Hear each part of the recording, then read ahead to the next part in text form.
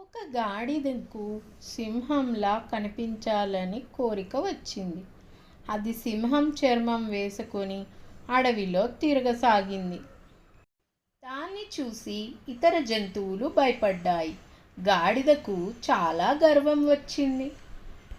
అది అందరినీ భయపెడుతూ అడవిలో తిరిగింది. తాను నిజంగా సింహమే అనుకుంది. ఒకరోజు అది నక్కను చూసింది. దానిని భయపెట్టాలని గాడిద అరవసాగింది. గాడిద అరుపు విని నక్క నవ్వింది. ఇది గాడిదే అని వెంటనే గుర్తించింది. గాడిద అవమానంగా అనిపించింది. తన నటన బయటపడిపోయింది. నక్క నిజం చెప్పగానే గాడిద అక్కడి నుండి పారిపోయింది.